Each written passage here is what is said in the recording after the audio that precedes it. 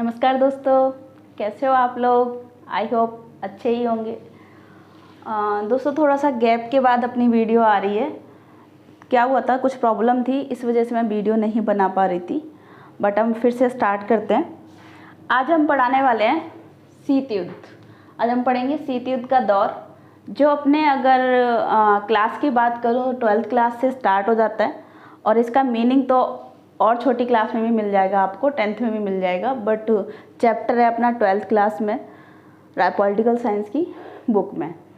तो पहला चैप्टर है, लेकिन अपना जो नया सिलेबस आया है लास्ट ईयर से, ये चैप्टर हटा दिया गया है, सीबीएसई बोर्ड ने हटा दिया है। बट इसको पढ़ना क्यों ज़रूरी है? इसको पढ़ना इसलिए ज़रूरी है दोस्तों, जब हम सेकंड चैप्टर पढ़ेंगे दो ध्रुवीयता का अंत, तो उसके अंतर्गत हम ये जानेंगे कि दो ध्रुव कौन कौन से थे। तो दो ध्रुव कौन कौन से थे ये हम शीत युद्ध के अंदर पढ़ते हैं, इसलिए हम सेकंड चैप्टर डिपेंड है फर्स्ट चैप्टर पर। तो हमें फर्स्ट चैप्टर अच्छे से पढ़ना पड़ेगा, जिससे कि जब हम सेकंड चैप्टर पढ़ेंगे तो हम अच्छे से उसे समझ पाएँ। तो कई बच्चे बोलेंगे तो सिलेबस में है भी नहीं, फिर भी मैम पढ़ा रही हैं। तो मैं इसलिए पढ़ा रही हूँ क्योंकि सेकंड चैप्टर का बेस है फर्स्ट चैप्टर यानी कि शीत युद्ध। ओके, और इसके अलावा शीत युद्ध अपने कंपटीशन में भी हमें मिलता है पढ़ने को, साथ ही साथ ग्रेजुएशन वगैरह में मिलेगा। तो अभी हम नॉर्मल वे में इसको पढ़ रहे हैं। हम स्टार्ट करते हैं शीत युद्ध। शीत युद्ध का मीनिंग समझने से पहले हमें कुछ इसकी बैकग्राउंड की घटनाएं समझनी पड़ेंगी कि शीत युद्ध हुआ क्यों, ये हमें जानना पड़ेगा। तो सबसे पहले शीत युद्ध नाम आता है, उससे पहले कुछ युद्ध होते हैं अपने, जैसे कि प्रथम विश्व युद्ध हो गया। प्रथम विश्व युद्ध कब से कब तक होता है आप लोगों को पता ही होगा। कहने का प्रथम विश्व युद्ध अपना 1914 से 1918 तक होता है। ठीक है, विश्व युद्ध है, पूरे वर्ल्ड में होता है। ठीक है, पूरे वर्ल्ड में होता है। और ये जो लड़ाई होती है कई देशों में अपनी अपनी पावर दिखाने के लिए, संसाधनों के लिए स्टार्ट हो जाता है। प्रथम विश्व युद्ध होने के बाद विश्व स्तर पर एक संघ बनाया गया, एक राष्ट्र संघ बनाया गया, जिसका नाम रखा गया राष्ट्र संघ या फिर लीग ऑफ नेशंस भी कह सकते हो आप। इसकी स्थापना 1920 में होती है। इस संघ में क्या कहा गया है? इस संघ में कहा जाता है कि जिस तरीके से प्रथम विश्व युद्ध हुआ था, ऐसा कोई युद्ध ना हो दोबारा से। प्रथम विश्व युद्ध में जर्मनी को जिम्मेदार ठहराया गया था कि आपकी वजह से ही युद्ध हुआ है, आपकी वजह से विश्व में बहुत नुकसान हुआ है। किसकी वजह से? जर्मनी की वजह से। ऐसा जर्मनी को मतलब कसूरगार कह सकते हैं, उन जिम्मेदार ठहराया गया था। तो फिर उसके बाद एक स्थापना, और उसकी वजह से वर्साई की संधि भी होती है, जो मैं कभी अलग से डिस्कस करूँगी। उसके बाद एक संघ की स्थापना हो जाती है जिसका नाम है राष्ट्र संघ। राष्ट्र संघ का काम क्या होता है? इसका अगर मैं उद्देश्य की बात करूँ राष्ट्र संघ की, तो इसका उद्देश्य होता है कि मतलब वर्ल्ड लेवल पर, इस विश्व स्तर पर कोई भी फिर से युद्ध नहीं होना चाहिए, मतलब विश्व में शांति व्यवस्था बनाए रखना। इसका उद्देश्य होता है विश्व में शांति व्यवस्था बनाए रखना।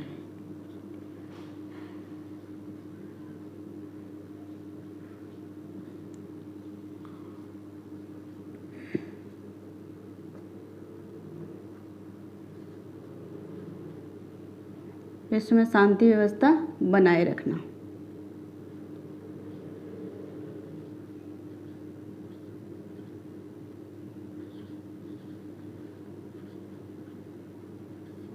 बट क्या होता है दोस्तों ना, ये राष्ट्र संघ अपने उद्देश्य में सफल नहीं हो पाता, ये विफल हो जाता है। ठीक है, क्या होता है? ये विफल हो जाता है, मतलब कि ये असफल हो जाता है। क्यों? क्योंकि जब द्वितीय विश्व युद्ध हो जाता है 1939 से, द्वितीय विश्व युद्ध की डेट क्या है? 1939 से 1945 द्वितीय विश्व युद्ध हो जाता है। तो ऑब्वियसली अगर ये सफल होता है राष्ट्र संघ, तो द्वितीय विश्व युद्ध नहीं होता, लेकिन ये सफल नहीं होता। इस वजह से क्या होता है, ये अपने उद्देश्य को पूरा नहीं कर पाता और विश्व में शांति व्यवस्था नहीं बना पाता, और द्वितीय विश्व युद्ध हो जाता है। द्वितीय विश्व युद्ध के दौरान पूरा वर्ल्ड दो, यानी कि एक तरीके से पूरा वर्ल्ड दो भागों में बढ़ जाता है। एक होता है मित्र राष्ट्र और एक होता है धुरी राष्ट्र।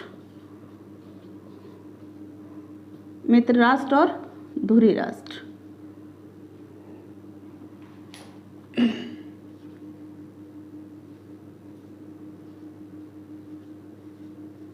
मित्र राष्ट्र और धुरी राष्ट्र। मित्र राष्ट्र में जो पावरफुल कंट्री जिसे कह सकते हैं आप, कौन कौन सी? एक अपना अमेरिका होता है, यूएसए हो गया, यूएसएसआर यानी कि जिसे आप सोवियत संघ कहते हैं ना, या प्रेजेंट टाइम में रूस कहते हैं। यूएसएसआर हो गया, ब्रिटेन हो गया, फ्रांस हो गया,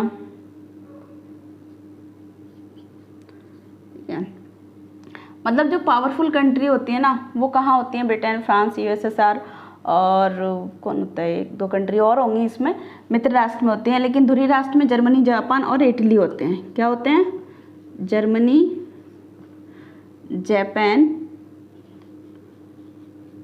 एंड इटली।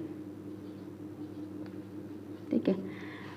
द्वितीय विश्व युद्ध के दौरान जो विजय होते हैं, जिनकी विजय होती है, जो विनर होते हैं वो होते हैं मित्र राष्ट्र, और धुरी राष्ट्र क्या होते हैं? ये हार जाते हैं। ठीक है। धुरी राष्ट्र इनकी हार हो जाती है, तो फिर ये तो हार गए, ये तो शांत बैठ ही गए, अलग बात है। लेकिन ये जो मित्र राष्ट्र जीत जाते हैं, इनमें फिर आपस में ये आप दौर देखो कौन सा है, ये वो दौर है जिस समय ज़्यादा से ज़्यादा कंट्री क्या होती हैं, जो ब्रिटेन के या फिर किसी अदर कंट्री, फ्रांस वगैरह के जो भी उपनिवेश थे, कई देश गुलाम थे, वो देश भी क्या हो रहे होते हैं? आज़ाद हो रहे होते हैं। तो इनके पास एक नई व्यवस्था होती है, वो तो आज़ाद हो रहे होते हैं, यानी कि मैक्सिमम कंट्री फ्री हो रही होती हैं उपनिवेशवाद की व्यवस्था से। साथ ही साथ वो तो शांत बैठ गए, वो तो हार गए, उनका सब कुछ नुकसान हो चुका तो होता है।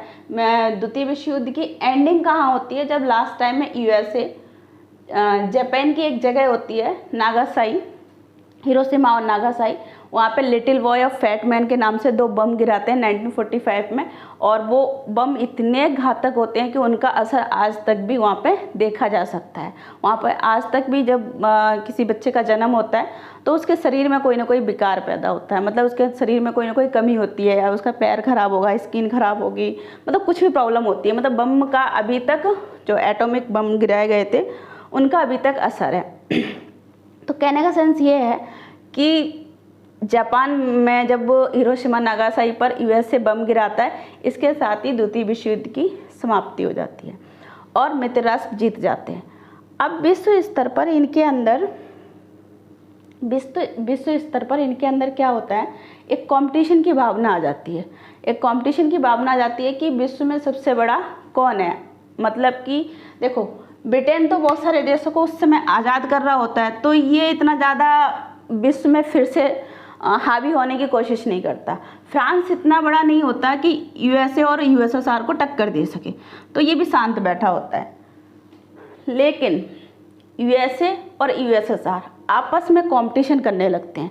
इनको रहता है ठीक है हम जीत तो गए, लेकिन हम दोनों में से भी सुप्रीम कौन है, हम दोनों में से पावरफुल कौन है।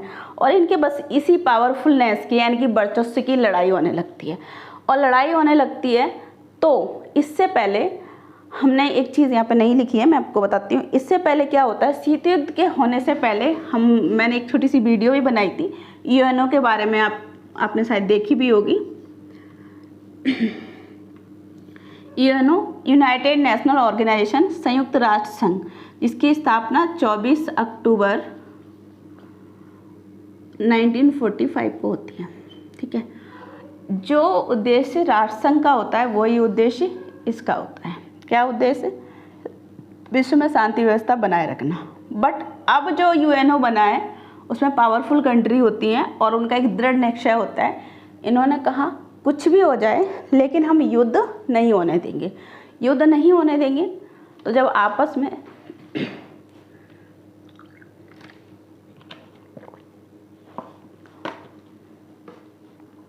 युद्ध नहीं होने देंगे, तो जब इनमें आपस में वर्चस्व की लड़ाई शुरू हो जाती है कि हम दोनों में से सुप्रीम कौन है वर्ल्ड में, इस चीज़ की लड़ाई शुरू होती है। लड़ाई शुरू होने से तो इन्हें याद दिलाया जाता है कि आप हथियारों की लड़ाई नहीं लड़ सकते। अगर आपने हथियारों की लड़ाई आप हथियारों की लड़ाई लड़ते हो तो आप कहीं ना कहीं यूएनओ के प्रोटोकॉल को चुनौती दे रहे हो, जो आपके लिए गलत है। मतलब इसका दंड मिलेगा आपको, मतलब आपको बहिष्कार कर दिया जाएगा इसकी सदस्यता से। तो इनको ये याद दिला देता है कि आप युद्ध कर रहे हो, वर्चस्व का कर सकते हो, लेकिन आप हथियारों का प्रयोग नहीं कर सकते। और आप हम हथियारों का प्रयोग नहीं करते तो फिर शीत युद्ध क्या है? शीत युद्ध एक विचारों की लड़ाई है। क्या है? विचारों की लड़ाई है। ठीक है। विचारों की एक तरीके से लड़ाई कह सकते हो या वैमनस्य कह सकते हो, यानी कि कंपटीशन, विचारों की लड़ाई आप आम भाषा में कह सकते हो, जिसमें मतलब विचारधारा की लड़ाई है एक तरीके से। यूएसए की जो विचारधारा होती है वो पूंजीवादी होती है और यूएसए से आ रहे हैं कि आपके सोवियत संघ की विचारधारा होती है वो साम्यवादी होती है। अब इनकी विचारधारा का मतलब क्या है कि जो इनके मतलब फॉलोअर, अपने अपने फॉलोअर, पूरे यूरोप की बात करते हैं। यूरोप दो भागों में बांट लेते हैं ये लोग, एक पूर्वी यूरोप, एक ईस्टर्न यूरोप, पश्चिमी यूरोप, ठीक है। तो जो वेस्टर्न यूरोप है ना, वेस्टर्न यूरोप जो था वो तो है यूएसए के अंडर में, और ईस्टर्न था यानी कि पूर्वी, वो था आपके यूएसएसआर के अंडर में, ठीक है। मतलब इन लोगों ने इस तरीके से आगे चल के अपनी संस्थाएं, नए नए संगठन, अपनी विचारधाराएं ऐसे फैलाई कि यूरोप को दो भागों में बांट दिया, यूरोप महाद्वीप को। जो वेस्टर्न यूरोप में जो कंट्री होती हैं वो यूएसए की फॉलोअर हो जाती हैं, और जो ईस्टर्न में होती हैं वो यूएसएसआर की फॉलोअर हो जाती हैं। इनकी विचारों की लड़ाई चलने लगी। एक देश को इन्होंने अपना फॉलोअर बना लिया, अगर यूएसए ने बना लिया तो साथ ही साथ यूएसए ने अगर बनाया है तो फिर पूर्वी यूरोप यानी कि यूएसएसआर भी, सोवियत संघ ने भी किसी और देश को अपना फॉलोअर बना लिया।